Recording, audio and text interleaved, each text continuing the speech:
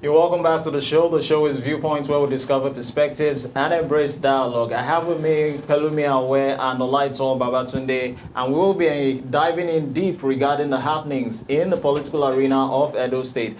I have a caller on board which we'll also be hearing from concerning the happenings which are in a particular polling unit within Edo State, and he'll be giving us insight regarding a few questions in which we'll be engaging in. Hello? Yeah, hello, I can hear you. Oh, Mr. Mark Ekende, you're welcome to the show. We have Mark Ekende on the show, astute chartered accountant and also political analyst. How are you doing, and how's the political climate going in Edo State as we speak? Yeah, I'm very fine, and thank you for having me. Let me say the environment here has been calm this morning, and there are signs that everything is going to be calm. We Okay. woke up to some showers of blessing this morning. It's been drizzling. It's not so heavy, but it's been drizzling. I am sure that is intended to calm the tension, because there has been tension over the past few days. But much as I can tell, this morning everywhere has been calm. Okay, that's nice. I have with me two other hosts on the show, Pelumi Awe and also Olaito Babatunde, and they will be engaging on questions from their own point of view or perspectives regarding the happenings in Edo State. So to begin with, from my own end, what do you think are the key issues which could actually influence voter turnout in these current elections? Well, there are a lot of them. I think the first is the conscience of the voters. Over time we have made decisions and we have also felt the repercussions. So I want to believe that that is one of the key things, we should have in mind when they make their decisions this time around. But then, that supposedly is the most important aspect of it. But as we know, there are other influences which are always there. One of such is vote buying. Vote buying is a thing that has come in Nigeria politics. So that is also another aspect that will, determine the decisions people make today, especially in this present economy where, people are seriously hungry. That is the fact. People are seriously hungry. So at a point in time, you have so many people who are willing to cash in on that decision. And I'm sure that is also another factor. And again, lastly, in Nigeria, we are used to in politics of affiliation.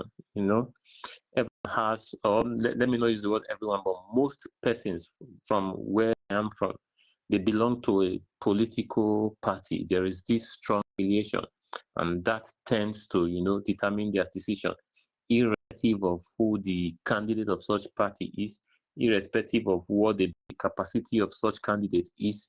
Their affiliation, their political affiliation also determines their decision. So for me, I think those are the three key things that will determine the fate of voters today. Okay, I think Pelumi is on the show here, and he will also have something for you on board. Pelumi. Mr. Mark, we have three parties leading the line. We have APC, we have PDP, and we have a new kid on the block, the Labour Party there. And looking at the political history of Edo State, how do you think that will affect this election? How do you think that will affect what's happening at the moment? We've seen things happen before now. We saw that at some point it was APC leading, and then Obaseki switched to PDP, and now you have Labour Party wanting to make things happen in Edo State. What do you think, and how do you think the political history in Edo State will affect the outcome of this election?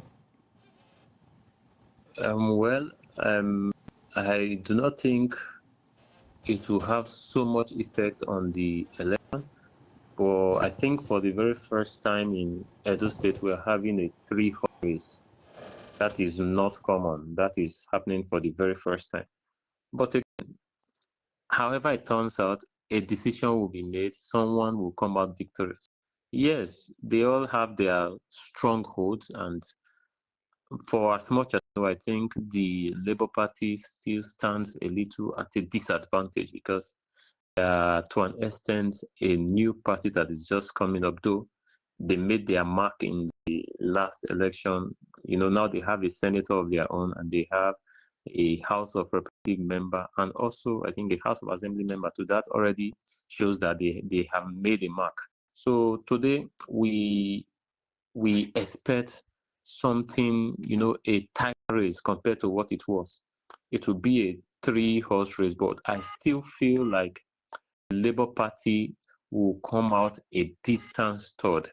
Now, the only issue I think it will have is that the Labour Party brings, a new dimension, a new crop of voters into the system.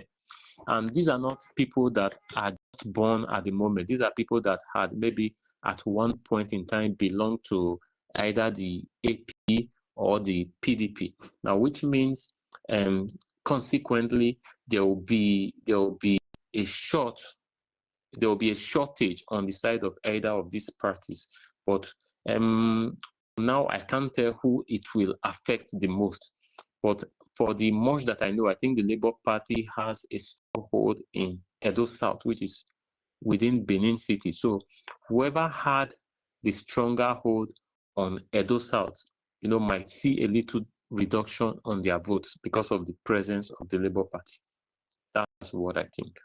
All right, so Mr. Mark, looking at the political landscape in Edo State presently, how do you think it has changed comparing to the last election, and what factors have contributed to this change? Well, I don't think anything much has changed. I don't think anything much has changed.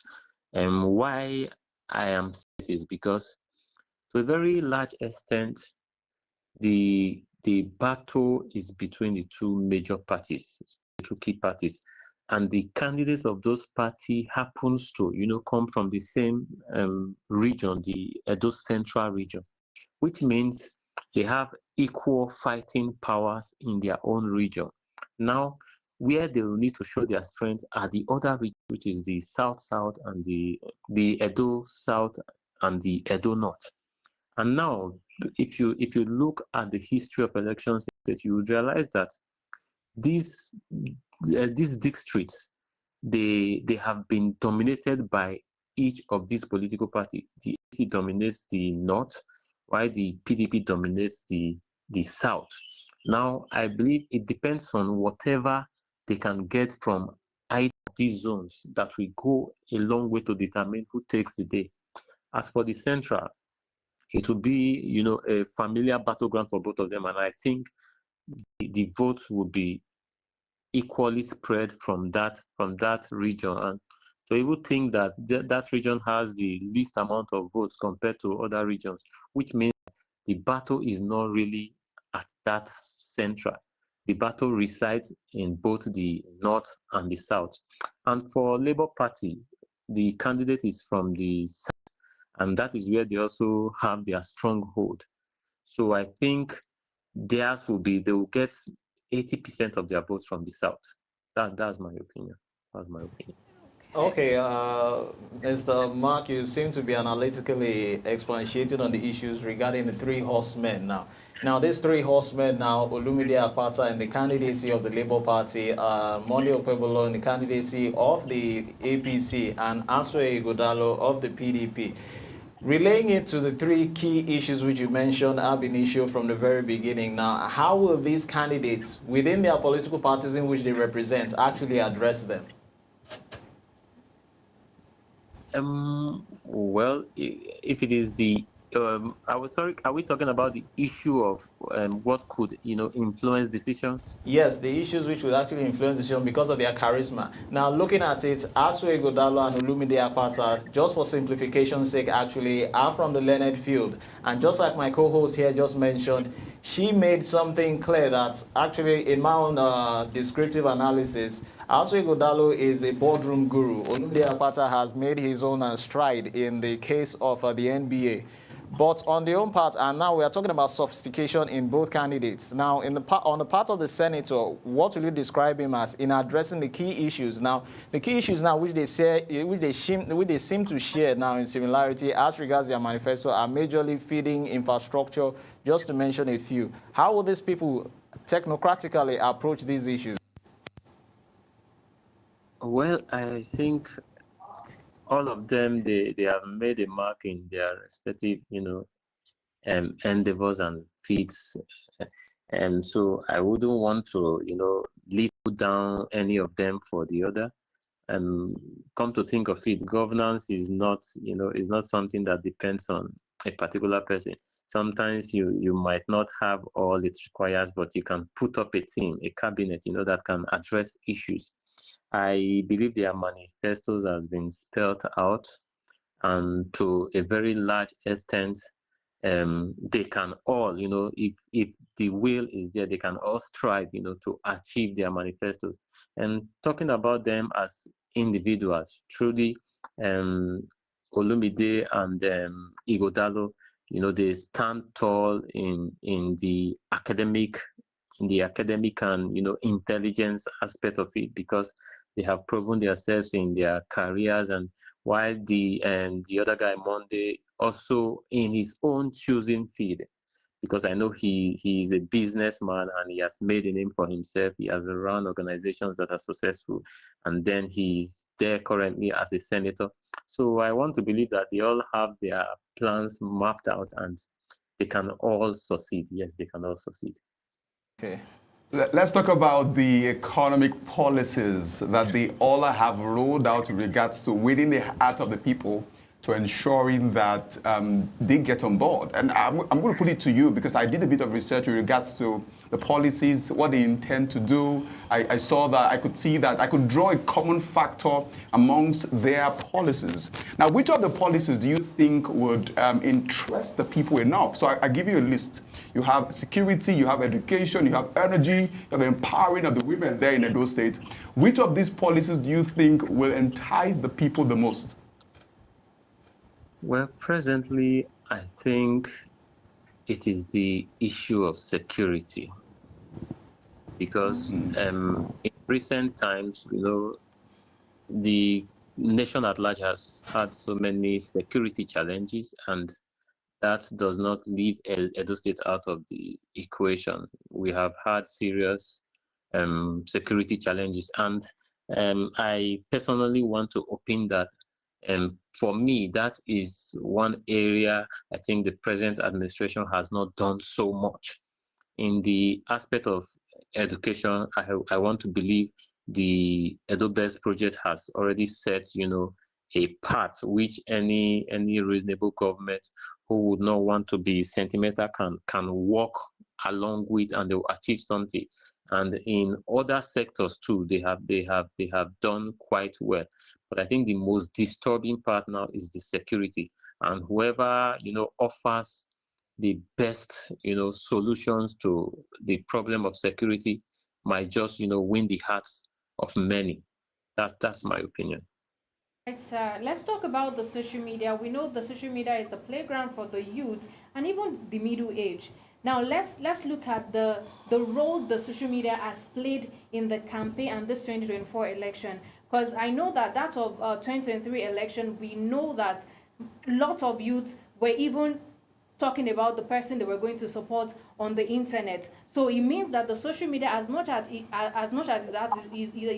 its own disadvantages, we cannot take out the advantage the social media has on election and everything in every sector in Nigeria. So I want to know, Mr. Mark, what role do you think the social media has played in the campaign and in this 2024 election in Edo State? Well, as you have rightly said, in the present world, we cannot underestimate the impact of social media, especially in elections. Yes, quite well. It has played a lot of role in this election. It has played a lot of role. Well, you see, I personally, I am an interested party in this election, and on my own, I have sampled opinions. We have spoken to people. We have organized online polls just to know what people think, where they stand, and what could likely be the outcome of the elections. So I can say, to a very large extent, um, all parties involved, safe to say, except the Labour Party, has made good use of the social media, except for the fact that there's been, more propaganda than campaign as it should be. That's the only disadvantage I think the social media has had in the campaign so far. There's been too much propaganda. But that aside, it has played its role. And I can tell you that to a very large extent, I have sampled the opinion of people. And this is a TV program, so it won't be safe to take sides with anyone. But from the research we have done, I can tell you that a particular candidate stands tall. But again, election is not all about social media. The truth is the larger voting population is the women, and majority of them are not on social media. So that is why sometimes it is difficult to take, social media analysis 100%, but they play their role. It has its role to play. So that is it. Social media is good. But again, social media is somewhere you can, express an unbiased opinion.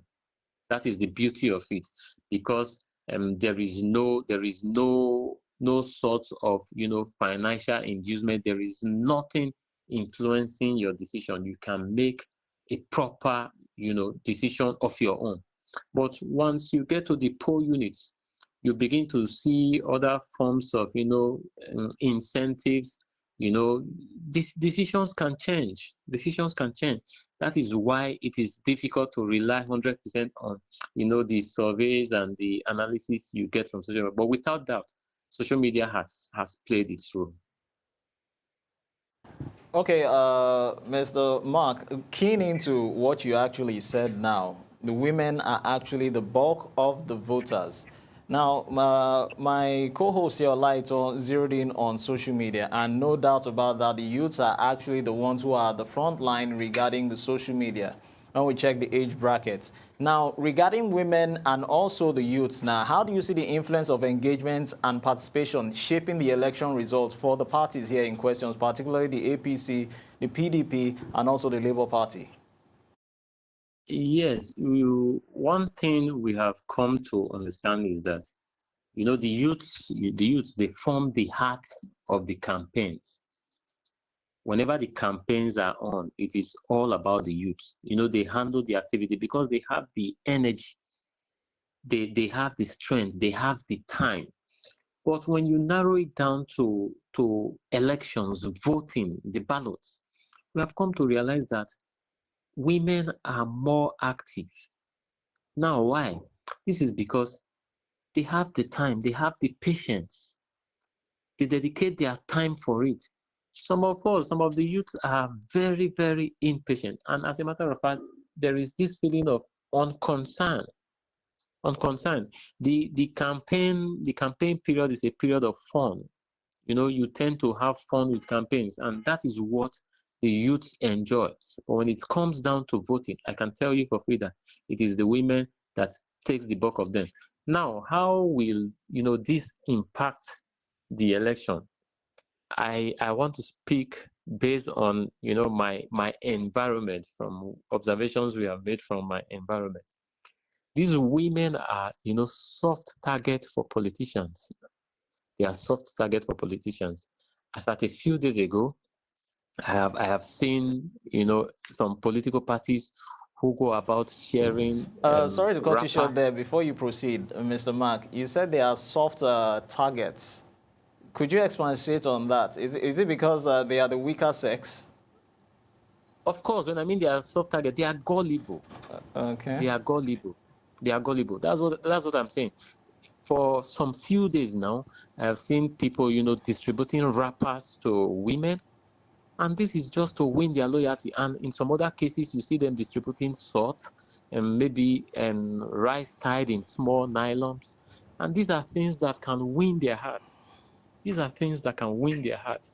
You cannot approach men and you give them salt. You cannot approach the youth and you give them salt. And it is hard to believe that with such little gift you can win their loyalty. And if you go out there in the polling unit, you see that on the queue there are just women. You begin to wonder, where are the youths? Where are the men? So they form, they form the larger part of the voting population, not because they are larger in number, because they are more committed to the process. And I can tell you for free that whichever political party that gets, the much of them might come out tops. Now let's talk about what will happen today. Whatever happens today, we know that what we expect to see in Edo State is unity, is progress, is cooperation.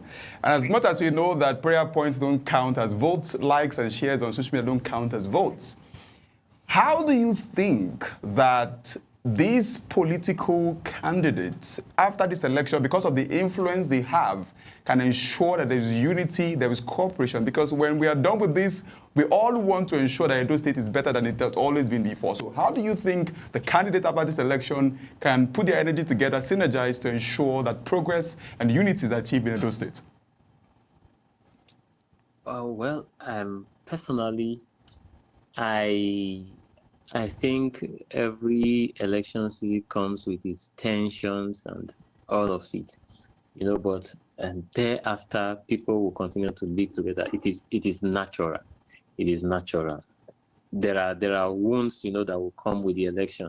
There are enmities that will come with the election, but there is always this tendency to move on after every election, irrespective of what the government or the political actor does.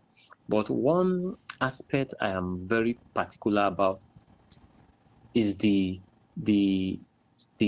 tension that arises immediately after the election, not long after, the aftermath of the election.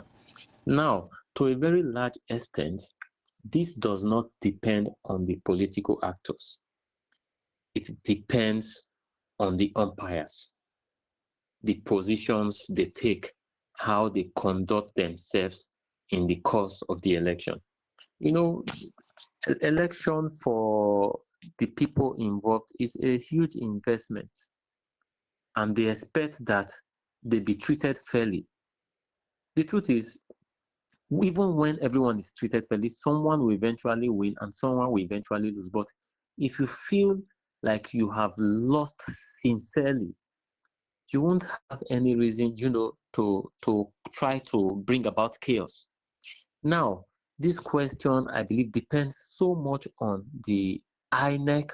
INEC is a key factor in this question, and also the security operatives who are, to maintain peace and order in the election are also key factors. Why am I saying this? In the recent past, in the last few days, there's been, reports of police harassing chieftains of a political party.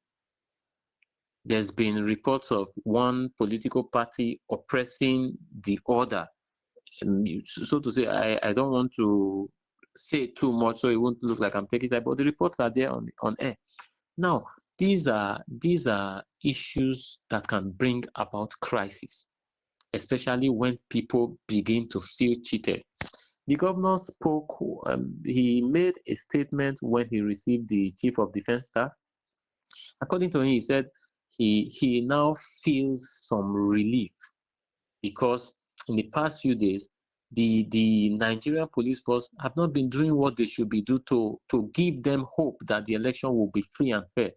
When you begin to lose trust in the process, when you begin to lose confidence in the people that are supposed to encourage you, it is difficult. So I think life after elections will continue as it should, whoever wins. But where we have worries is what happens immediately after the election, and that depends on the role the umpires will play. So I think it is high time those in the places of authority will put their head together and understand that this is our nation. We must do what is right to make things work. And they should, as a matter of fact, do the necessary thing. And whoever wins at the end of the day will become governor of Edo State. That is it. All right, Mr. Mark, I would like to, in your word, let me quote you. You referred to the women as gullible. Now, when we look at the women, they are more of an economical and a manager. And this is because women would even go hungry to feed their children. Maybe this is why the salt you talked about is used to buy them. But then, can we not see that it might be because of the state of economy in the country? Also, let's look at the fact that men also are bought with money. Why do you solely believe that it is because the women are gullible, that is why they are being bought with swords and all of that? Because I feel like women will put in calculation what they would hit, and if this can also solve the problem in the house for a minute, they would want to take it. But let's not also look over the fact that men also collect money. What can you say about this, sir? Yes, you are right. You are absolutely right. In one of the speeches Olumide Apata made, it says something like, the government, they have weaponized poverty. It is now a weapon. And people are suffering. That is just the truth. There is so much hardship in the country. People are suffering. And this is why every little thing seems so big. Now, I only used the word women are gullible because I said from the beginning that women are the soft target because they make up the larger voting population. So they are always the target. That does not, totally take the men out of the picture. The men are also there. They come out to vote. And they get money. Money also equally influence the decision. And when I say they give swords, wrappers, and all of the sort to women, it does not exclude them from the money that will be shared at the polling booth. It does not exclude them. They still get their fair share. But they tend to build this relationship over time with the women. Because the truth is, women are also more of the emotionally weak. They are more emotionally weak. So when you win over their loyalty, you tend to have it. You can bank on it. Unlike the men, a man can give you his word, and he goes over to the polling booth, takes money from the highest bidder, and does what he wants. So when I say women are the weaker vessel, it is because they are the targets and they tend to stand by their word. The politicians are more comfortable dealing with them than they are with the men. So it does not, I am not trying to, shield out any of the sexes. Of course, the men are also gullible. There are some who also have their consciences up for say. And as you have rightly said, the economic situation of the country has also played its role as regards that. Okay, Mr. Mark, thanks for the clarification there on the chauvinism there as regards who the weaker vessel is there. Now, keying in now into what you said earlier on, you made mention of tensions now. Zeroing into the electoral umpire, INEC, they on their own part actually have a major role to play. Stakeholder, likewise, the security operatives, also have their own roles to play. Regarding tensions now from INEC, before we come over to the security operatives, INEC on its own part has a key role to play. We have to look at comparative analysis now between the electoral umpire and security operatives. Will we say that the head is actually the problem, or the people under the head are actually the problem?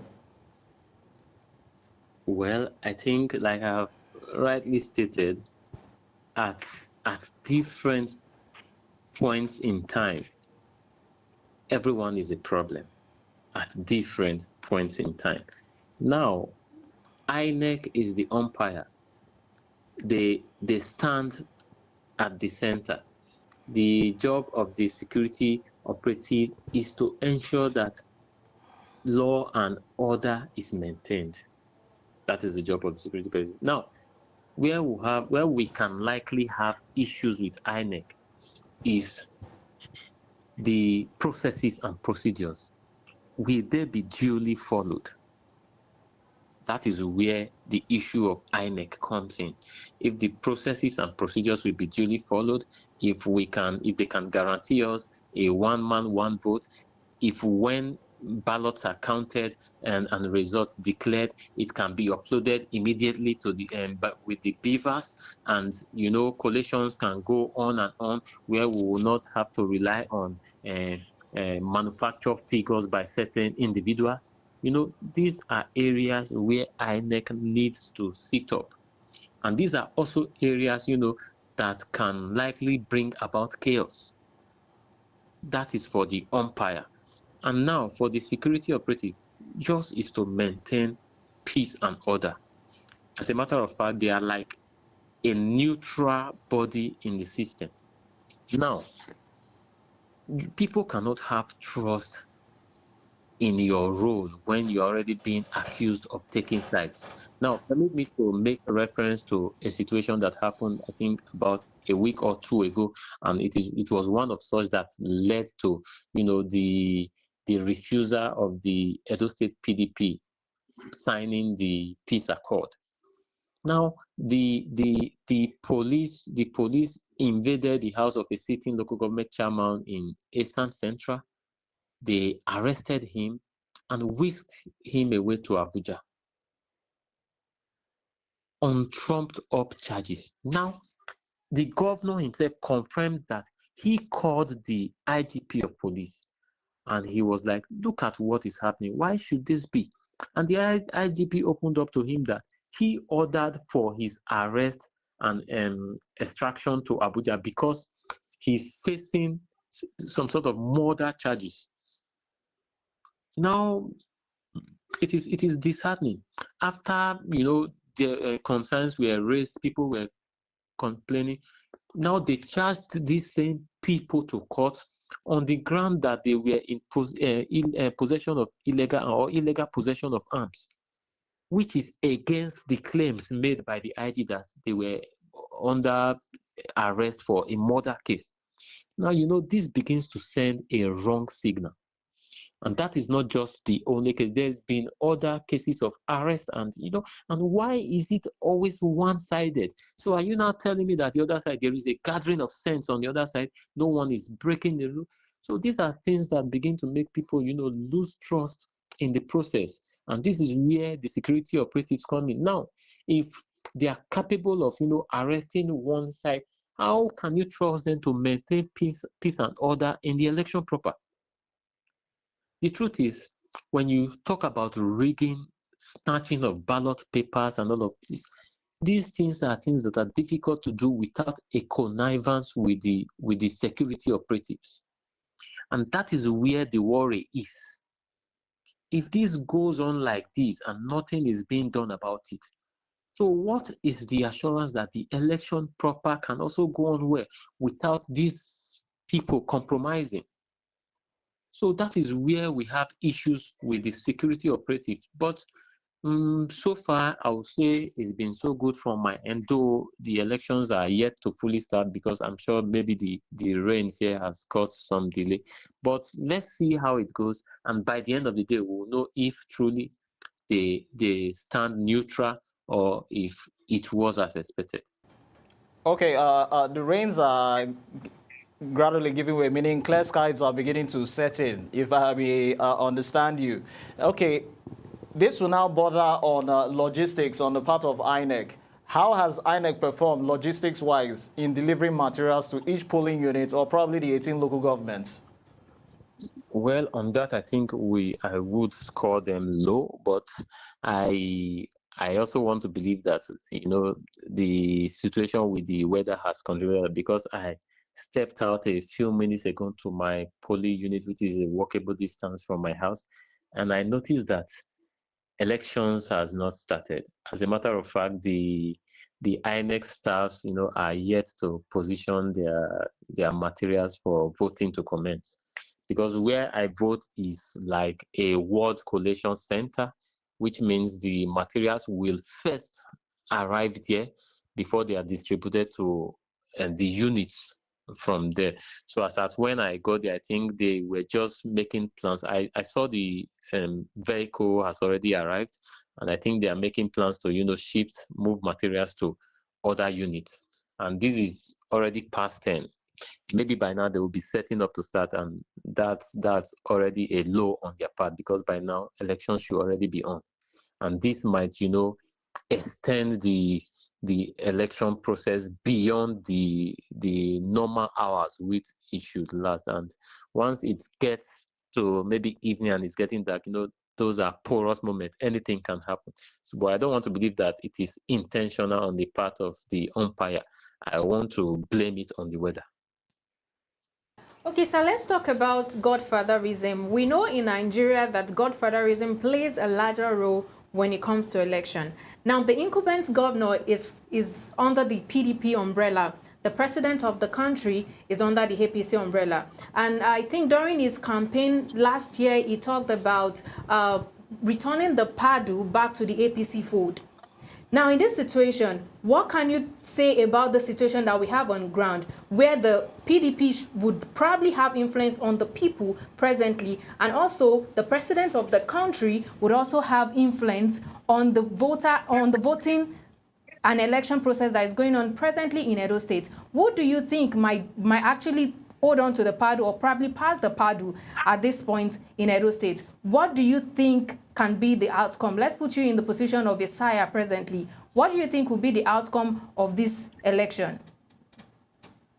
Well, as you have rightly said, I think power should, belong to the people. The power should belong to the people. They should be, allowed to make a selfless decision of who leads them, so that at the end of the day, if it goes wrong, they can have themselves to blame. Uh, and as you have rightly said, um, Edo State at this moment is, it's not one of those states when you have a parallel government where you have the same government at the state and federal level. Now there is like a spread. At the state level, we have the PDP. At the federal level, there is the APC. And truly, the federal level controls the process, while the state level, has a hold on, its people within. Now, you over time, you must have been hearing of the possibility of interference from the federal level, which is the federal might, because we have also heard quite a lot that the federal might also have a role to play, but it is not proper. And we are beginning to believe that it is already playing a role with the series of arrests, when the commissioner of police begins to undermine the power of the governor as the chief security officer, those things are suspicious. So we believe that the federal might is already playing out. But again, like I said, the power should belong to the people. We have done some survey, we have, sampled opinions, we have spoken to people. On my own, I want to believe that if elections are held today and the will of the people prevail, I see the candidacy of Asua Igodalo scaling through. I see the candidacy of Asua Igodalo scaling through. If the will of the people is made to prevail. As to what you have just said, do you think the people would base their decision making based on personalities, based on track record, or based on the party? Well, all of them have a role to play. All of them have a role to play.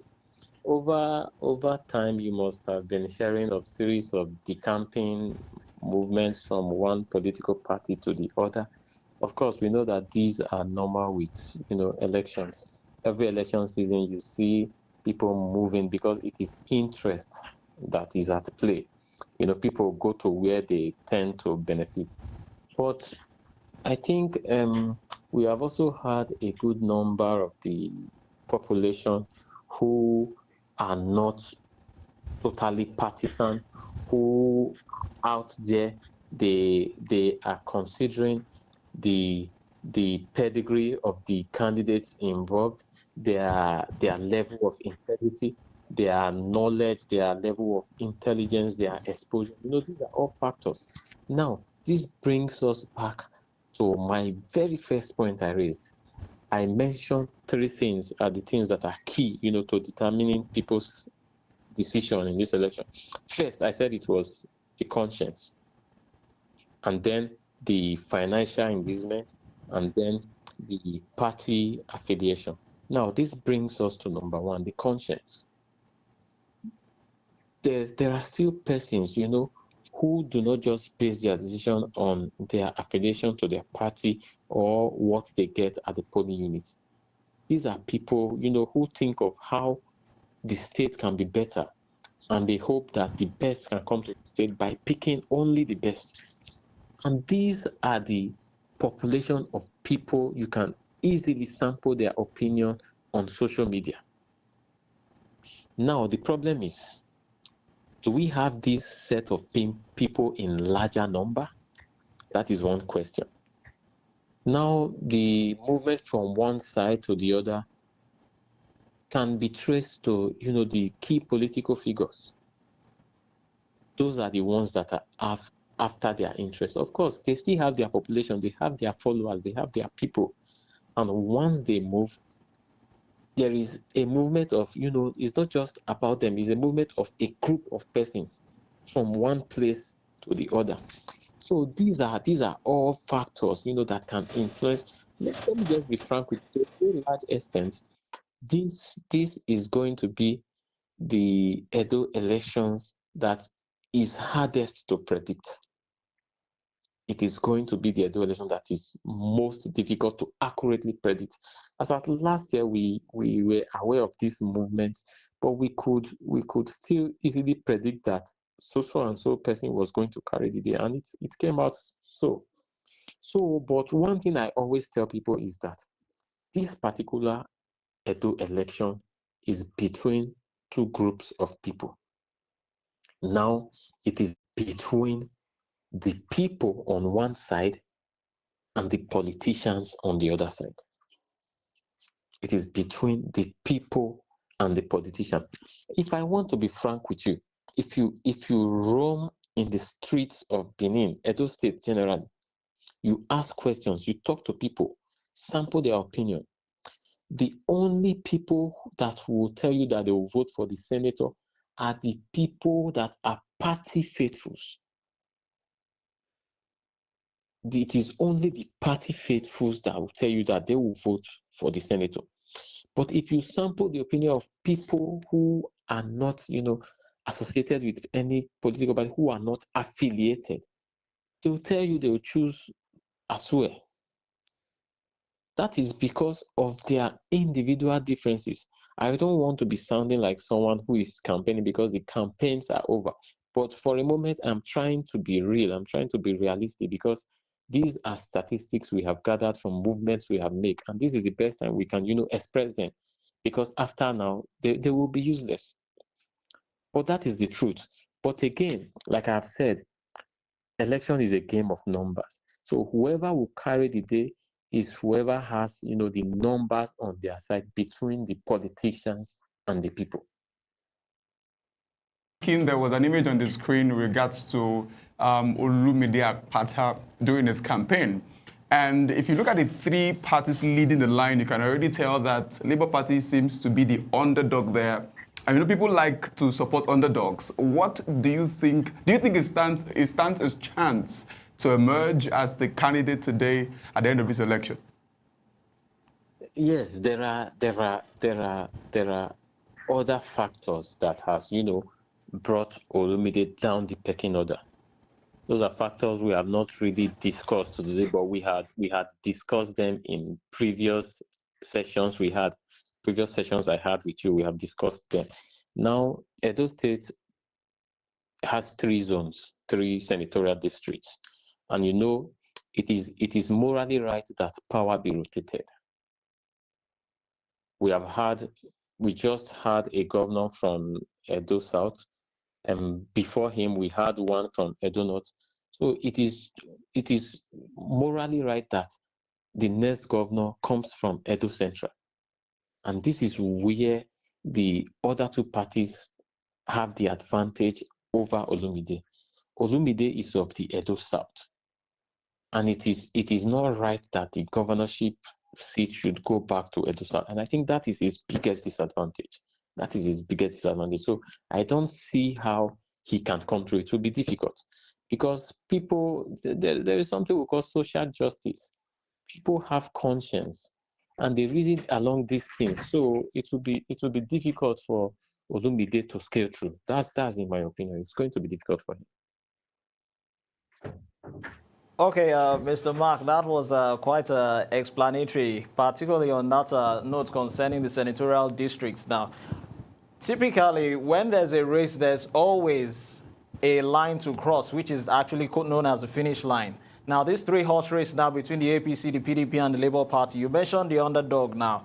On a conclusive note, do you see the underdog coming last or first and ending up in a tribunal case? Because every election always ends up, typically in Nigerian elections, in a petition tribunal. Briefly. Well, the truth is, whoever wins will still find themselves being carried to the tribunal. That is the case. But to be frank, I see Olumbide Abata coming distant third. Not just third, distant third. The race is between Monday Okwebolo of the APC and Aswa Igodalo of the PDP. Okay, that's fine. I think our viewers and our listeners out there will really appreciate that. You do well to also join us in the next phase of the show for your listening pleasure, actually. Thank you very much. My pleasure. Thank you, too. Thank you. Well, Laito and Pelumi, that was quite grilling, and I really do appreciate that you will actually be anticipating happenings in the second phase of the show as we go on a break, right? Yes, definitely.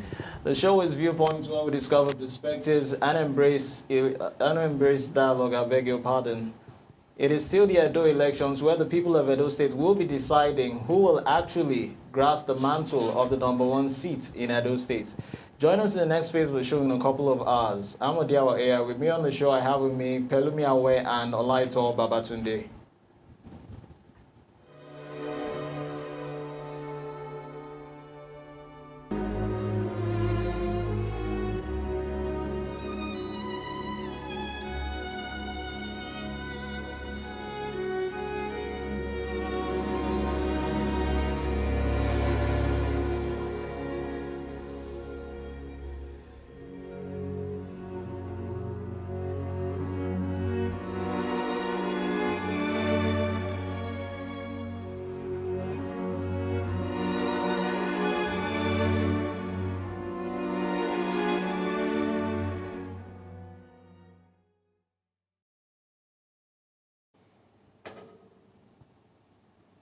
You're welcome.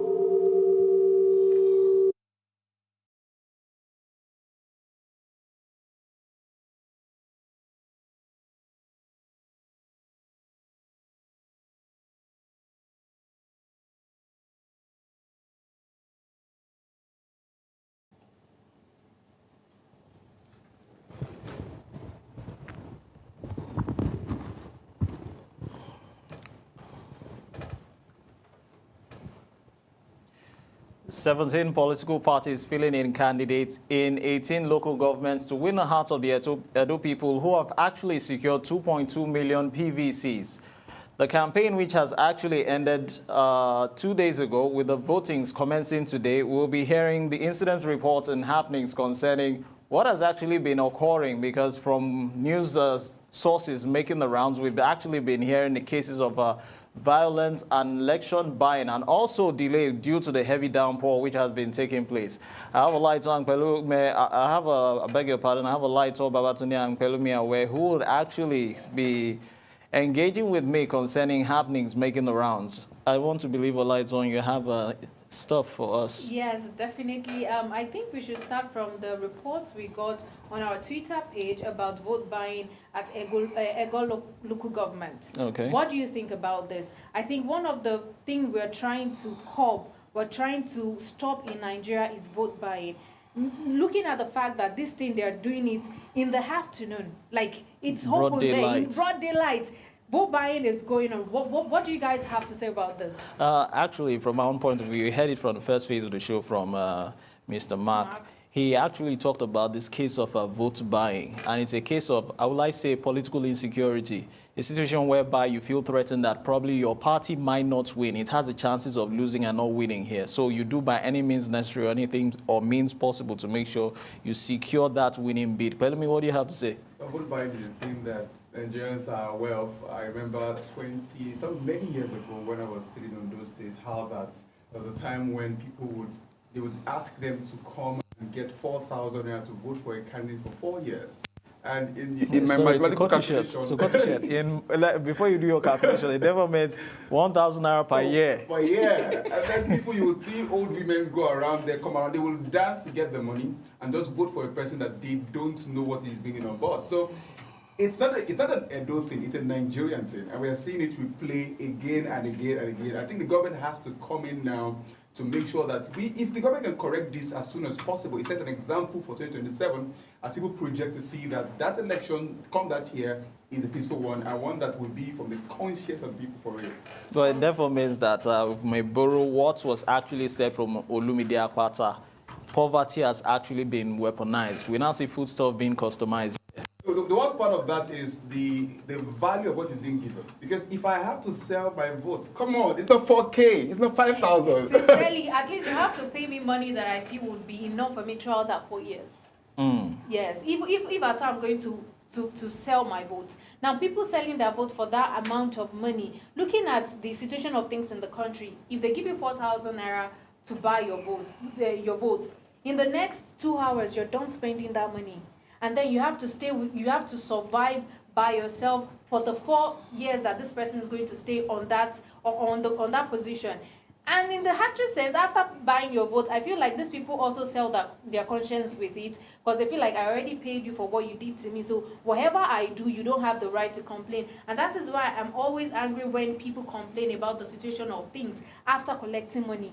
You collected money and voted for the person you wanted to vote for, even at the expense of your conscience. Now you're suffering, then you're blaming the government for your pains. It's wrong. Will you blame a candidate who, in the previous elections, voted for conscience and suffered for 4 years, and now has the opportunity of getting 4,000 voting for a candidate and not care whether he or she suffers for the next 4 years? Okay, before we answer that question, I would like to ask you, Pelumi, how much is the Nigerian vote worth?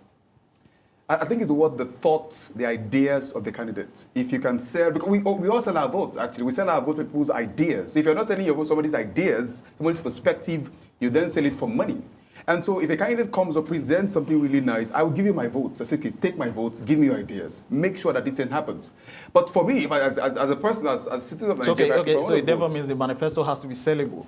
Absolutely. It has to be believable. And we've gone beyond the time when you just tell us you're going to increase this. Give us facts. We're elite here. Give us facts. Tell us this is what you're going to do because this is what is available on ground.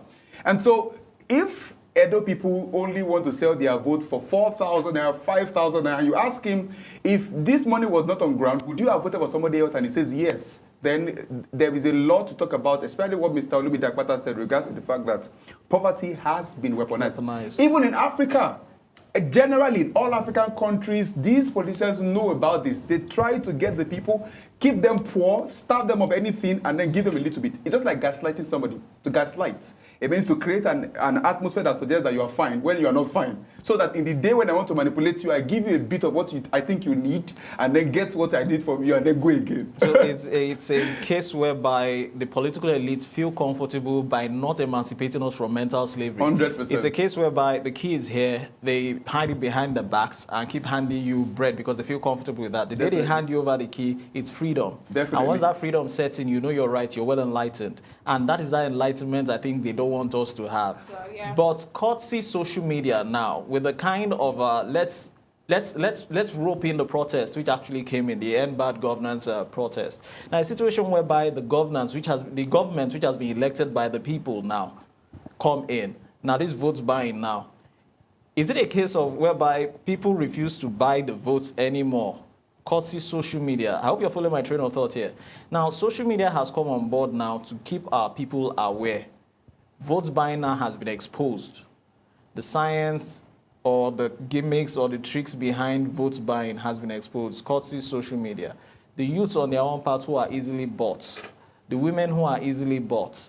A situation whereby social media now comes into play. How well will it put this votes buying in check? Well, I saw an image online one time of a man in prison and was presented, outside the prison, was presented with a bread and a key.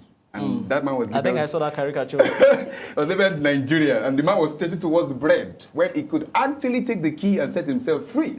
But if you look at the picture very well, you found out that the man was naked, he was lean, he had suffered for many years, that what looks like freedom to him wasn't key anymore, was now bread. Now, our people know about this thing. It's not about the lack of information. Even the government knows that people still buy votes. But when you are aware that this is not a way to go, somebody who wants to rule you has to present an idea that can liberate your family. I was at a debate some years ago where I was representing for my school at the time, and it was that a child who sells his house because he wants to eat will sleep outside after eating, right? And so we sell our votes. We sell our vote for peanuts, and then we get some money, and then we spend that money in this economy. Now, what will 5K do? What's $1 today? It's about 1,600 naira. And if you say maximum of $5, and you have that, you spend it for a whole day, and then you're going to solve for the next 4 years. So our people are aware. The youths are aware. And it's amazing how the youths also submit their votes. How youths, you are aware of your future, you submit your vote for a person who has not proven that he will make things even any way better than it is. So it's not a lack of information. They are aware it's wrong. They are aware. They know this thing for sure. But just that pain has become a lifestyle that the people cannot wait for 4 years to see any change again. They want it now, and now it must be. All right, thank you very much. I think you were talking about manifestos, sellable manifestos. Now, in a situation whereby this person's manifesto is well bought by the people and they voted the person, we know about rigging in Nigeria, and then this person that they want to vote in did not win the election. I feel this is one of the reasons why the youth are feeling like either I vote or not. It doesn't seem as though my vote is counting. What is the problem here? Who are we to face? Who are we to tackle in this kind of situation? But I think positioning is very key for our youth. Amongst the people who are saying that they don't know what to do, let me just get the money and go, there are people also strategizing. I say this for free. During the time when Obasaki overthrew, outplayed Oshiomhole, you found out that there was situation room in Edo State where this man in the FCT minister now, Wike, was around monitoring things. Some of our youth are not really skillful in some way, and they are not empowering themselves, even among the people, because these politicians have PAs, they have tech guys who work for them. And so when all you want to do is to get money from the people, you get peanuts. But if you present your skill on board, sir, I could do this, I could help you set forms, I could help you track voters. Have we seen youths create softwares to track these things? We have not seen yet. Okay, it therefore means that the youths now are short-sighted. Absolutely. Now that short-sightedness now begins to limit them from potentials which should be long-term or achievable on a long-term note. Why? What are you bringing to the table? Nothing. Because it's like your uncle or your dad asks you, okay, what do you want to do? Anything for the boys. Anything for the boys. So all those things, that is not what they are looking for. Once they see potentials, they capitalize and key in, and they put you in strategic positions. And these politicians know how to be arithmetical when it comes to politics. The youths now, on their own part, I would say they are the cause of the problem. Let me put it that way. Let me put it my own way. Well, I think they've joined the problem, because this should be a new season where you have people saying and acting in the best possible light with regards to the future. We have seen our fathers sell their votes. We've seen them suffer for many years. And now you are here. Now you are here to make a change. And if you cannot place your foot on the ground and say, this is going to end and now it must end, nothing will change. So it's a case of not seeing far, wanting to get bread when you can actually get flour that can produce more for you. And so it's more than just staying there and say, okay, things are bad. Things are bad. People are still not selling their votes. Some people prefer to vote for their candidate whether or not he wins, because their conscience will be approved. They have kids in the future who will ask of them, what did you do for 4 years? Who did you vote for? Mm-hmm. Okay. Would it be a case of, for instance, now you give there are categories of people. Mm-hmm. What do you feel or think may be the typical Nigerian who has a vote to cast and it's bought? Now, hyperbolically speaking, this fellow has a bakery. He's comfortable. This other fellow only has flour. This other fellow doesn't have a bakery, doesn't have flour. Who will easily be bought over? the fellow who is not even exposed to know who is to get what he needs to get. But this fellow who has a bakery, who has a flour, will make sure he uses that fellow who has flour to make sure he actually utilizes and abuses the fellow who has nothing. Definitely, definitely. So we on our own part, do we not owe ourselves that knowledgeable right that we should actually tell ourselves the truth? Why? Because we find ourselves in a setting, not Nigeria alone now, Africa as a setting whereby we have to respect our older ones. When we go to the Western world, you just mere shouting at a child, 911 is on speed dial. So a case here whereby even some older people misbehave, you cannot react. It's part of the whole reason why we feel, okay, they can be bought over.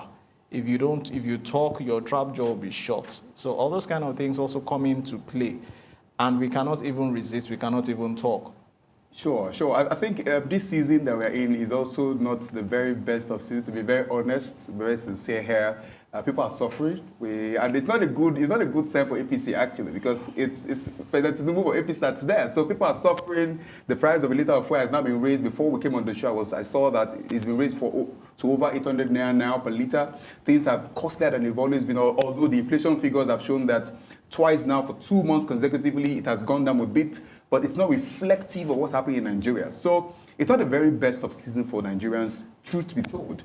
But again, at some point there has to be that decision to say, because the nations liberate themselves. Nations liberate, say we are not going to accept your money. They chase politicians away. Take your money off this place. We're going to vote for the person we want to vote for. So as much as there is suffering in the land, there is pain, we are aware.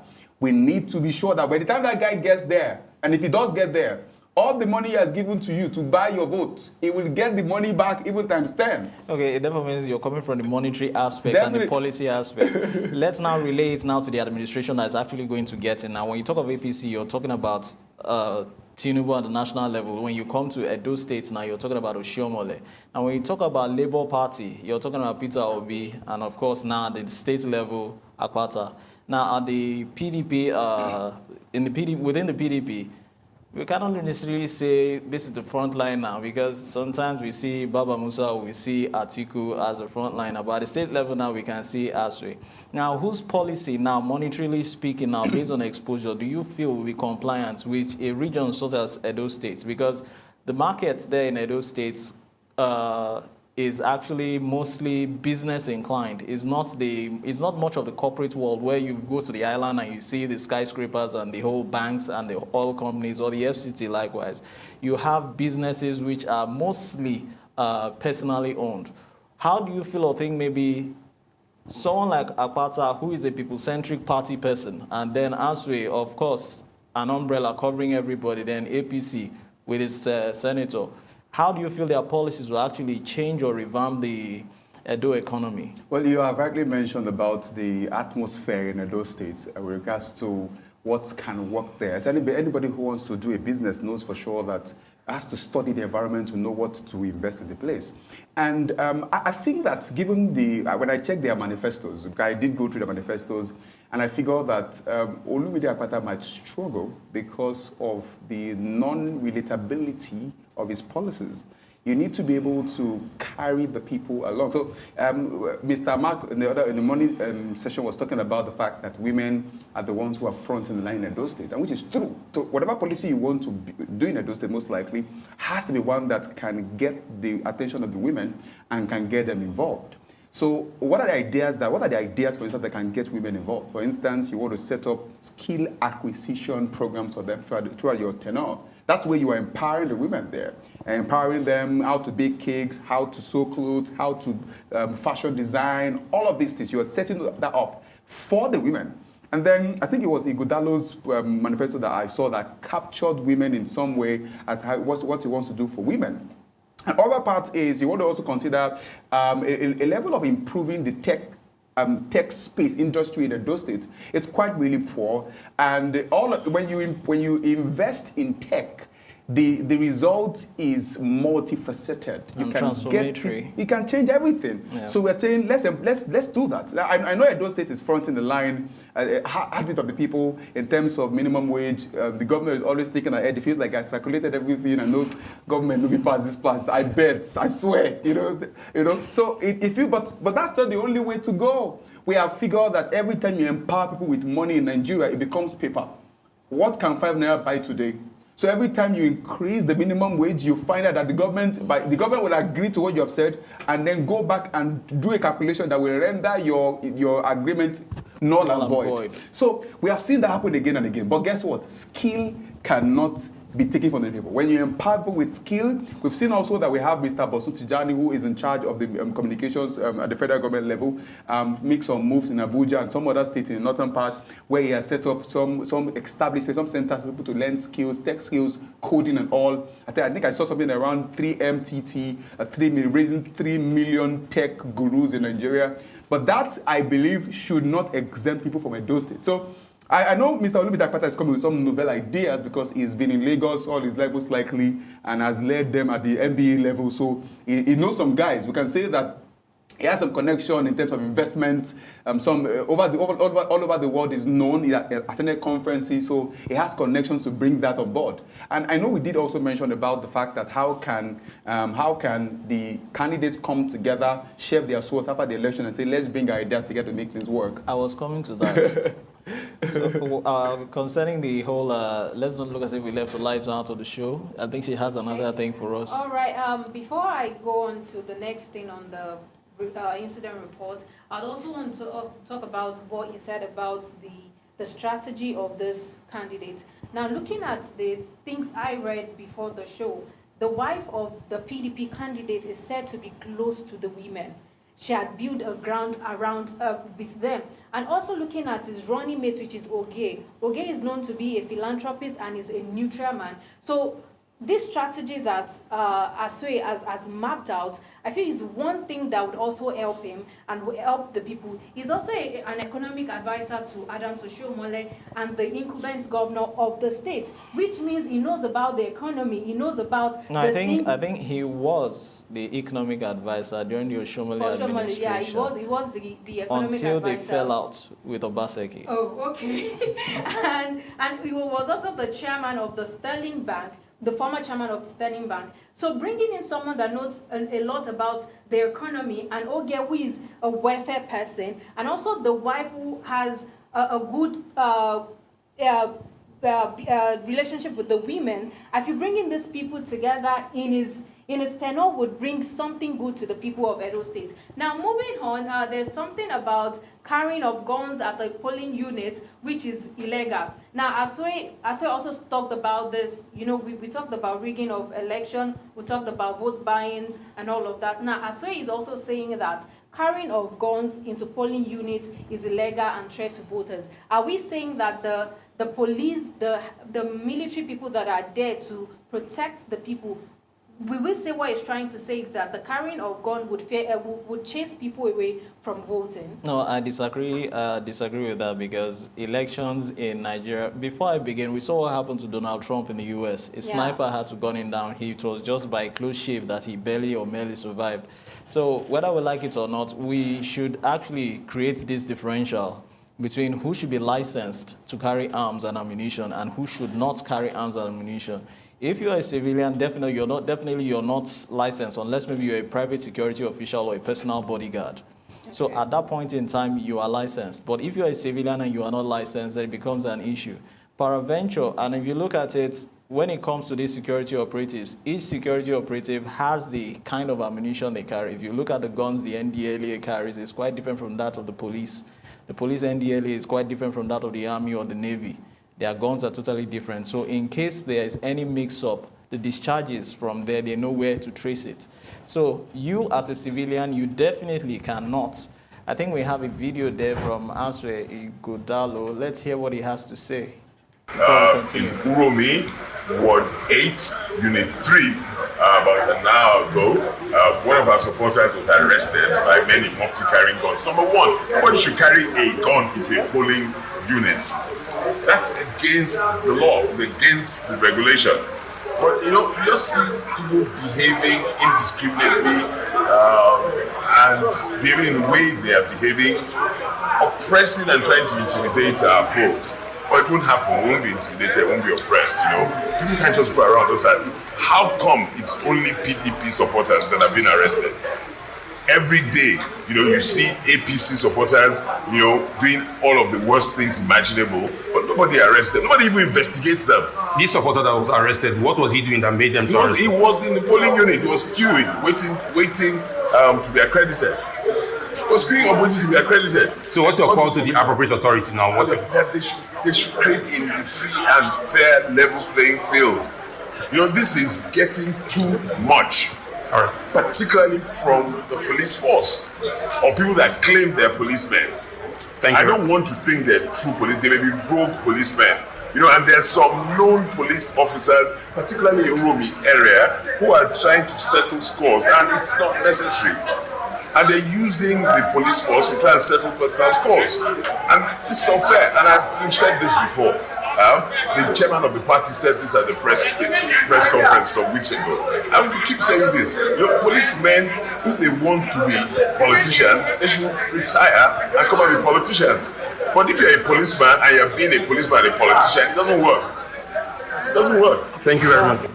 Okay. So we could... Looking at what he just said now about the arrest of only PDP members. Okay. And also, earlier today, I think his own polling unit, the INEC didn't go there on time. And that was why he asked for extension of time so that the people in that local government would be able to vote. It's looking like the government are teaming against the PDP party. What can you say about that? Well, actually, from what, if you remember before that video popped up, we were talking about the insecurity situation. Yeah. I was trying to make the differentials here.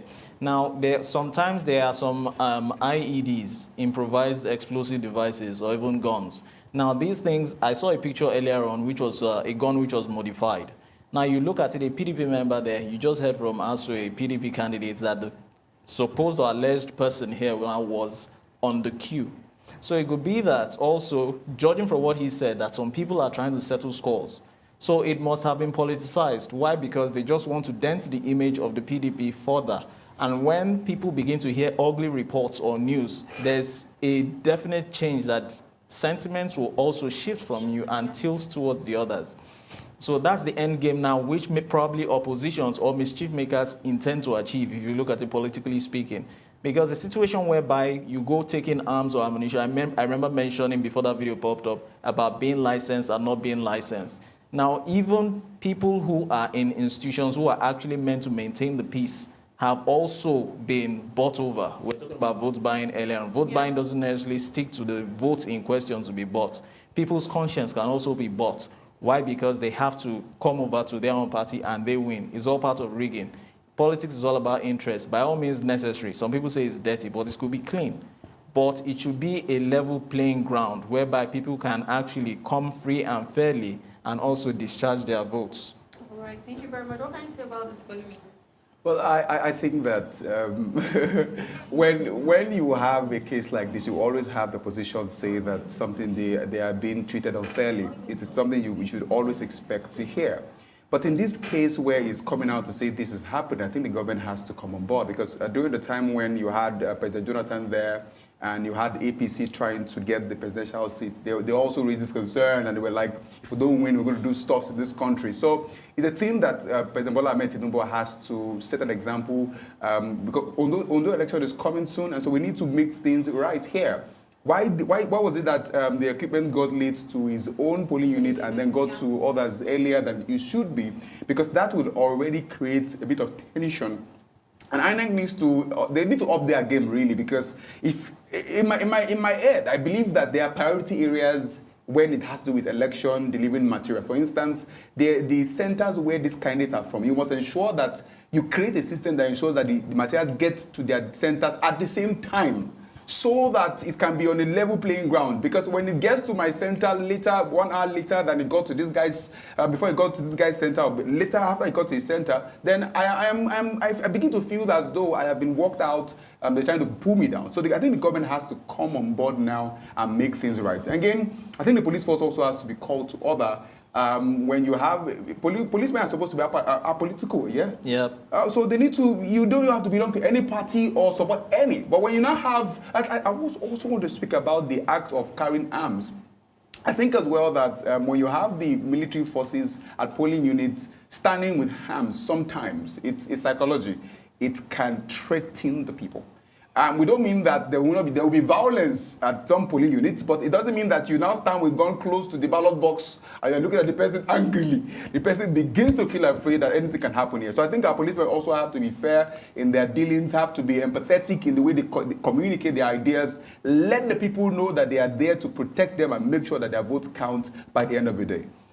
Kwame actually mentioned sort of about communicating ideas. Now, another thing we should look at is how well sensitized and the kind of orientation our security operatives have. Let's compare the Western police officers with our Nigerian policemen. No matter the crime you commit in the Western world, they will still pet you into the vehicle. But in Nigeria here, you're actually being hit with the butt of the gun, kicked into the van over the offense. So oftentimes, you might be innocent, you might be set up. I've seen a case whereby, for instance, I saw an image whereby a particular fellow was implicated and a political party was worn on him. The T-shirt of a political party was worn on him just to dent the image of that political party. Why? Because he was implicated and framed. That was all. So oftentimes, these things go sideways. Why? Because one party intends to achieve the other. But we say that police is your friend here, but we know really? that we know that's not the case, because the orientation we have been given is that it is violence versus violence, and over there they know that justice will most likely prevail. But here it doesn't always turn out that way. You could be ruled for. You mentioned the case. You could be ruled for something you didn't do at all. So I think a new picture has to be painted. What I feel as well is that the policemen that will be allocated to a particular state to run the election need to be screened and shortlisted. Those who have a track record of not keeping to their words, doing things that are not very nice, should be exempted from this exercise. Not that you now put everyone that has been accused before of something, maybe rape or something, you put them on that list. A drunkard is on the list, somebody who is not sound is on the list, and then they go to the defense centers with their guns and then make things cause havoc at this center. So I think the police need to do more than they are doing already. One would think that given the election we saw last year, that this year's should be different. But again, now my gaze now is even on Ondo election, because if I know the politicians are looking at this election and seeing how things are playing out, and they're beginning to devise their strategy on how they will most likely cause violence. Because if this is happening now, and as is happening very, very soon, what is our fate? I wanted to speak to that. What do you think politicians are looking at now in Ondo State? Well, politicians on Ondo State, Sunshine State, let me begin by that on a comical note. I want to believe that the sun should shine. Okay. Let me put it that way, on an optimistic note. But yet still, we will agree that there are still grievances on ground, which are just waiting to escalate or blow up like some keg of gunpowder. Because if you look at it, Lucky, and just to mention a few who have decamped or cross-carpeted, there will be old scores which will now come into present feuds to sort out. Just as we have now, the Obaseki, Oshiomole, and also Josman Aswe, and of course, Shuaibu, who was former deputy, falling back on the APC. Everything is all politically intertwined. So all these things will come into play, and by the time presently we're in September, right? The elections are in November. So by the time we look at it, when the D-Day begins to get closer, months turning into weeks, weeks turning into days, that is when the heat will begin to turn like some kettle which is on fire, which is preparing to boil. So we keep our fingers crossed and just hope that that election will also learn from Edo election. But I hope that the Edo election should have learned from the Kogi, Bayelsa, Imo off-cycle elections. But as we speak now, I don't think... No lesson has been learned. No lesson has been learned. And the status quo will still continue to remain the same. As we speak now, the 2027 elections is still on. Campaign is just on pen and paper. The actual campaign is here to start. But yet still the feud is being heightened on social media. Yeah, but by next year, by 2025, we should begin to see politicians make some move. I think we saw in one of the news that Atiku, Obi, Kokoso are trying to come together. A mega party. So I guess after this election, Edo and Ondo, we should begin to see things build up towards 2027. All right, definitely. We're also looking forward to good news from Edo State and also from Ondo State. Now, there was a video of Senator Oshomole going to Yamu Primary School to cast his vote, and looking at the queue, there was, I think what I could sense from that is there was no, jumping of the line. Even being the former governor of the state, he was on the queue, which portrays a very good thing, if you would ask me. And it means that in Nigeria, we're still following the order of things. But it's funny that with the fact that they still follow order of things, why is it that the things we're trying so much, so hard to stop in Nigeria still keeps going on when it comes to election? We've been we've raised voices regarding rigging of election. We've talked about the observers not doing what they're supposed to do. We've talked about pushing blame on people, like what Aswe said earlier about arresting people and saying that they are from the PDP party, trying to gaslight people against one party or the other. When do you think these evil acts that we do in Nigeria regarding election, when do you think it would stop? Would it ever stop? Well, I made mention of sensitization and proper reorientation. It starts from there. Charity often these days doesn't begin at home. Why? Because of the reservation or conservative lifestyle people were living back then. Now we live in a world whereby you can actually sit from the comfort of your home and Google out what exactly is all about a particular country. And then you can say anything as if you haven't traveled there when in fact you don't even have a visa. So the kind of orientation you actually have or give a person and pass down is another key factor. A situation whereby you are not able to pass down proper sensitization orientation and you as a person, you're not even well informed or armed to the tooth concerning some facts or details, you don't expect people to begin to behave in a manner in which you expect or out there. Yeah, that's true. Well, can you give us your perspective? Well, I will start from what you said about Oshomole being on the queue. When you're on camera, you behave. You organize yourself. Right? So that's first. Okay. I know your throwing shades have been that. Let's be factual about this now. Let's be factual about this now. Typically, on an amusing note, we know people from Edo State have this common feature of being ras and loud. Yeah, sure. Yeah, but we also have civilized people within that region. So if we see Oshomole on the queue, being civilized enough, I mean, he's a leader. He's been an LLC leader. He became a governor. Now he's a serving senator. So he has to actually lead by example.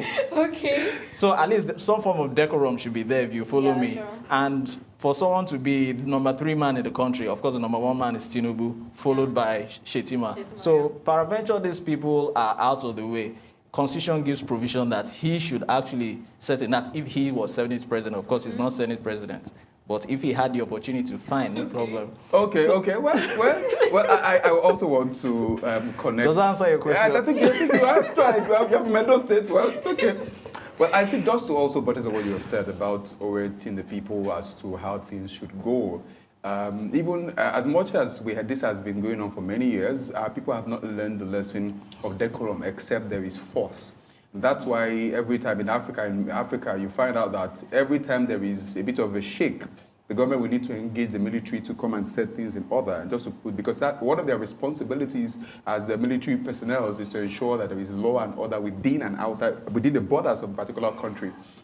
So orientation has to take place, and then the people need to also trust the government. I was at an event to MC one time, and I asked the question, where do you think is the noisiest at any wedding reception? I said, the entrance, the food, where they serve the food, or where the bride and groom are going to sit. And everybody voted for the food part, because in most events, when people know that food won't go around, they will fight. But when they are set, and I went to another event, to MC another event in Lekki, and I found out that everyone was calm and cool. No stress. They will come to you 3 times. Are you okay? So I said, don't keep me here today. Right? Because then people know that there is enough food. So when people can trust that the election will be free and fair, they will stay on the queue. When they are aware that, because the government has to put trust in the people one more time, when they are aware that their vote is going to count, when they are aware that whoever they vote will do what they want him to do, they will keep to that. But when they can sense that something is about to play out here, people act based on what they are thinking about. And so when they see that's going to happen, they scatter the queue, steal the ballot box, fight because they have been informed wrongly. So first is information. Second thing is the government has to ensure that the people can trust them with proofs that, see, we are here for you, nothing will happen to your vote. But when it comes to election and trust, we know that before the election, the government are always at their calmest behavior. They are always good. They always seem as though they're looking out for the people. But after the win the election, we know it's another tune entirely. So I think that is one of the reasons why the people are finding it difficult to even trust the people, the process of the election and whatnot. So they try to portray, they try to exhibit the person, they try to force themselves and do things that are not right, just so that they can make sure that the person they want wins the election and all of that. But then if we want to trust the government, let's talk about trust. When you dash my hope the first time, the second, when you dash my trust the second time, it will be difficult for me to trust you again. So now the people are finding it hard to trust the government because of what they've been doing. And it's now becoming difficult for the people to feel like the government can do anything better. Well, trust is always built, is a track record of many moments of honesty. So it's not built in a day. And when it has been faulted, when you have defaulted many times, people no longer trust you anymore. And it's when you have three candidates about to get on the seat for the very first time, it's always a case of what have you done before in your personal life and what can you bring on board. And so usually if it's a sitting governor, for instance, that wants to do a second term, he most times has the upper hand to actually get there. Yeah. But if you have three new people trying to get there, then they, to a very large extent, what they have done personally, their track record most likely speak for them. I think the three candidates that have been presented in Edo State, I'm proud of Edo State for presenting the kind of candidate they have presented because of the track record that they have already. We have Olumide Akpata, three top guys, Olumide Akpata, Ighodalo, and the other man there. They all have done well privately. So we may not want to say that, so trust is a thing on a general scale, but this election, like we were talking about Edo State election happening soon, this election should set the tune. You would imagine that the government must have learned from what happened last year that was contested. And we need to get to the point in Nigeria where when one person wins, everybody says he's the winner because we saw how the process was seamless. So, but this case where people don't trust the government anymore, they don't trust the president, they don't think the president is doing what he should do because they have sentiments already, and you'll be shocked that people who go to the polling units to vote and don't even have an idea of who the candidates are. They don't have an idea of who the candidate. They just say, I just want to go there, just go and vote for anybody. Nothing, because they are not informed. So information also brings trust. So I am aware that this candidate, this was done before. Why should I support this candidate?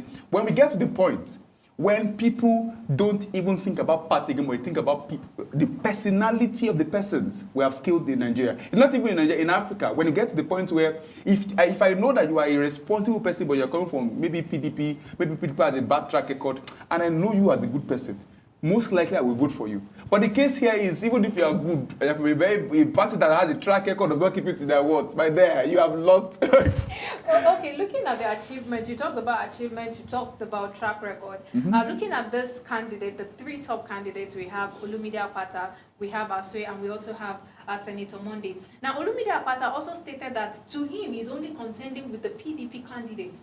So he's only in competition with one person, while the actual says they have three people. Now, we also, there was this anonymous report by someone who said that the candidates the APC member used is not someone that they think is capable enough.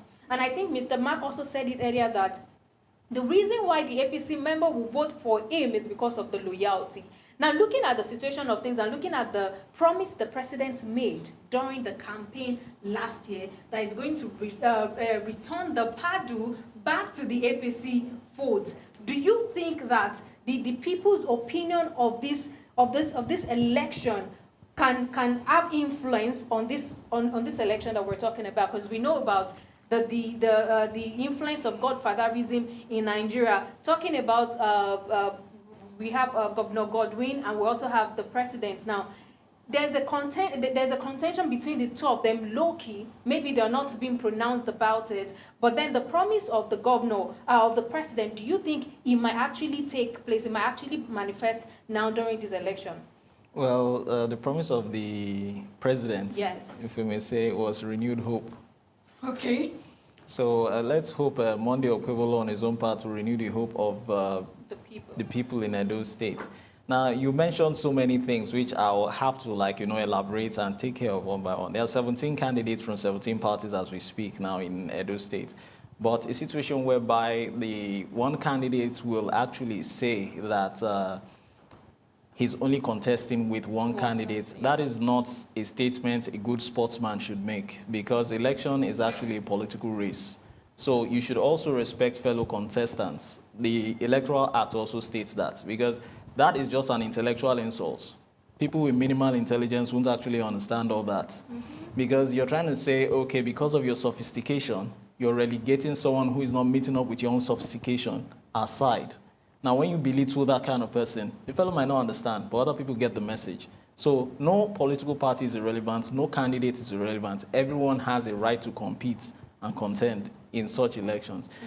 That's all I have to say. All right, but looking at achievements, do you think the senator, the PDP candidate, is supposed to even be on that league? From his track record, I would say, like we mentioned in the earlier part of the show, you're well informed about the fact that he was a boardroom member from Sterling Bank, Nigerian Breweries, just to mention a few, and several other boards.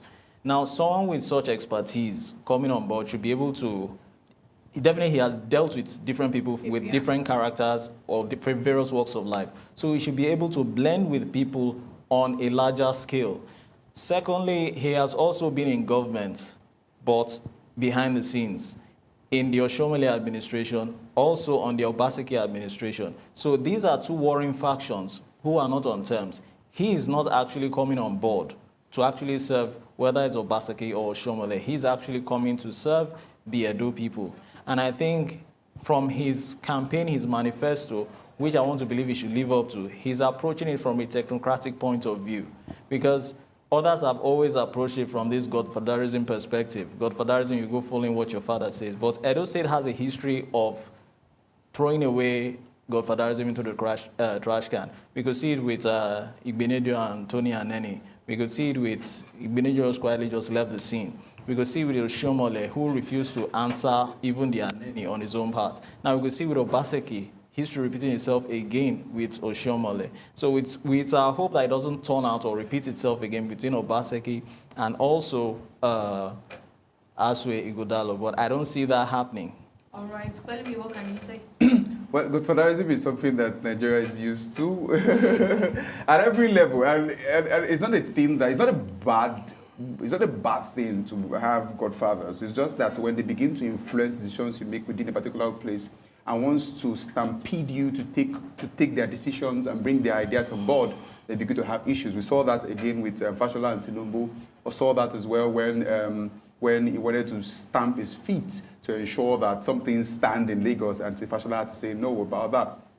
So the idea that candidates have presented their profile, their CV, say this is what I can do, this is what I can do for this state, should encourage people to vote for any of them. But again, when Olumide Akpata says he's only contesting against one candidate, what he means by that is the APC candidate, to a great extent, is at a disadvantage because of what is happening now.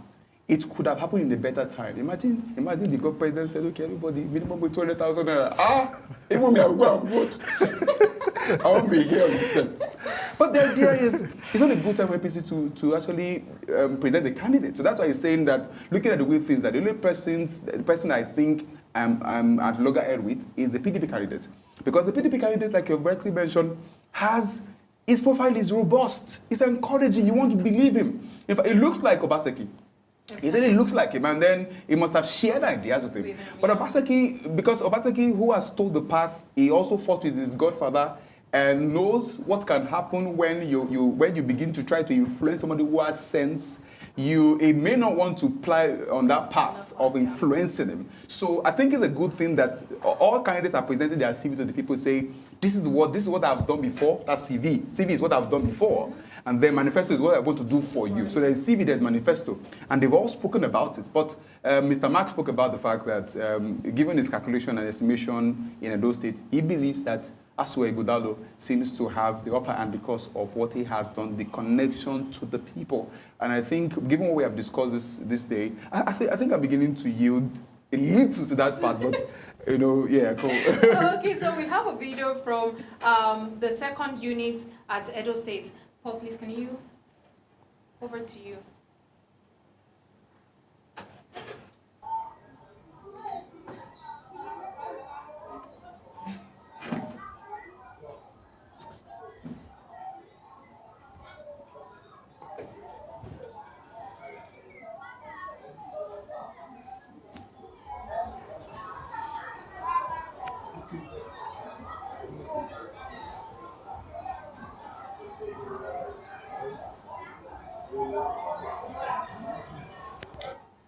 Okay, maybe we should get back later. We'll get the right of something. case. Let's keep up with the discussion. All right. Looking at the situation of things presently in Edo State, which is, we know that Edo State is known for violence when it comes to some certain things. Sorry for that jab. But then looking at the situation of things now, we see that there's less tension right now. There's not been violence except for the vote buying stuff. What can you say about it? Can you say that probably the other time we talked about when you're in front of the camera, you compose. Maybe the social media might be a reason why there's this composure and less tension. What can you say about this situation of things? Because it looks like there's a change from what we used to know about Edo people. There seems to be a change. Now, we don't know, there might be something else later in the day. But as of this moment, there's less tension in Edo State, and there's not been any record of violence. What can you say caused this change? I would say, on a comical note, Okay. there's hunger in the land. So Okay. when your stomach is full, I think you have more energy to fight. So, but as we speak now, I think people are too hungry to fight. So they actually want a game changer. Oftentimes, you need to make sacrifices before you can actually achieve something on a positive note. There are some, so even that sacrifice might involve self-denial for some time. Now, regarding the violence or whatever, it oftentimes comes in a situation whereby people are outrightly or totally cheated. Why? Because they feel this was actually their rights. Now look at, Pelumi here mentioned a case whereby the three key candidates, polling in their polling units, electoral materials were yet to arrive their venues. Normally or typically, let me use a wedding. When you get to a wedding, there are people you should serve first. There are people you should address first. Then you are like, all protocols observed. But these are the three major candidates. You hadn't served their polling units. Where they are from, you haven't addressed that yet. I would say it's just delay tactics or politics. And some other people were given preferential treatment. We have Edo North, Edo South, Edo Central. Now, Edo Central, based on zoning, based on political arithmetics, they decided to give that place because they've been denied their #1 seat for a very long time, right from the 60s. Historically speaking, the Edo South has dominated that particular part for a very long period of time. But now, as we speak now, zoning will only be the right thing, like Mr. Mark said. Why? Because tensions should be doused. Because that is where, tactically speaking, on an arithmetic note, the Labour Party has also failed. Fine, they might be people-centric, but they need to actually realize that politics is all about being calculative. They didn't get their calculators right. If you notice, Ize Yamu had to step down for Monday Okpebolo. Ize Yamu is from Edo South. So APC had to get into the political laboratory, and when they did their whole fact-checking and had mixed or conjured all their chemicals, they had to find out and say that this is the winning or game changer or will be the game changer for them, hence producing the candidate in Monday. So there's need to look at all these things from a bird's eye view, particularly an eagle's eye view. All right, Pelumi, can we hear from you? Well, it's a case of, we know Edo State is always known for, I know, I'll look at me again. for violence to an extent, but this is still just some minutes to 1, and we cannot entirely conclude. Those states is not. Okay, I think we have another video popping Okay. up. Let's hear that before we wrap up the show.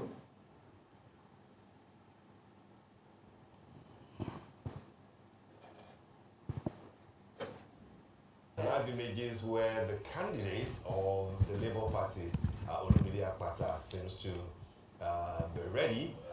He's been accredited and is about to cast his own ballot. I'm sure that we'll soon be joining our correspondent who is right there live for him to give us updates as to what the impressions of this candidate is. You can see him waving at his supporters. Which reminds me very fondly of his...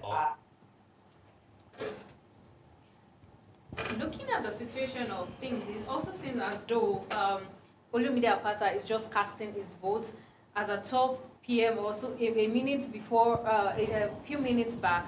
And also we have the issue of also saying that the INEC didn't arrive on time. Do you think with this situation of things, there will be need for extension of time during this electoral process?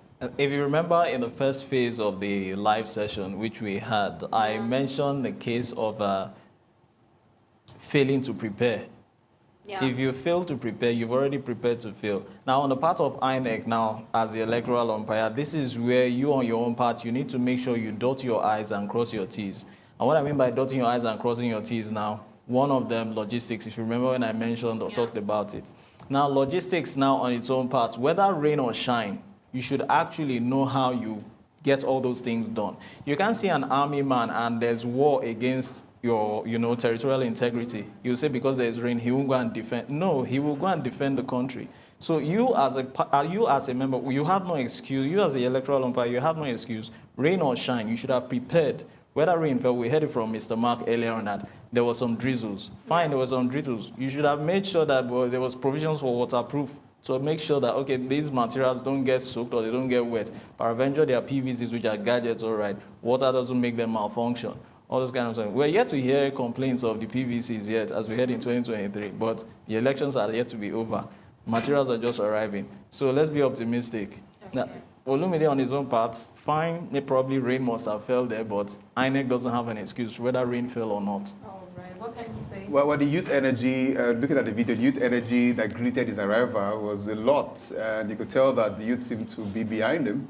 Again, it's not only the time when the materials get to the centers that the candidates can come to vote. He might have gotten there some hours ago and he just getting there so that he can mobilize enough people to go and vote, to see him vote and also celebrate his arrival there. So INEC needs to do more than they are doing now. We are in a time when people can actually track things and get real-time update as to when you got there. There's the penalties for the people in charge of delivering these particular materials. Penalties there. As a core member for myself, I served during the election. I served well, we got there on time. We were there. I wore my khaki. I was there, safe in Akwa Ibom State, and it was really cool. So the thing is, the people in charge of getting the materials, they need to be questioned. They need to be asked why they are just getting it there. Question. And if we still have centers that have not gotten their materials at this time, then it might need to be extended in those axes. I think INEC they have the power to do it where they can conduct the election in some local governments that maybe there was violence or there was delay. So they can do that. They have the power to do that. So if they're able to identify centers like that, I think it's fair for them to be able to say, okay, we're doing this again in this particular local government and extend some more time or give you more time to have the people go out to vote. Because that's the only way this can be rated credible. You mentioned over 2 million people are credible voters at this election. And if we have just, looking at the videos we've seen, if at the end of the day we have only 500,000 persons who have gone to vote, it's not a good day. It's not a good day. So we should have at least 1.5 million people go out to vote in those states. We should have 1.5. So if it's less than a million, it hasn't been a successful election. INEC has to come in here to say we want to make things work here because we are known for justice, equity, fairness, and that has to stand anyway. Well, looking at the past and previous election, do you think the INEC have portrayed this? No, the only person, I think there was this Professor Jega or so, yes. I think he's rated as one of the one of the most credible individuals we've had in that space over the years. And they haven't proven that yet to a large extent. I think it's something they need to reconsider doing because we have some more years before we go to get to 2027. And INEC needs to let the people.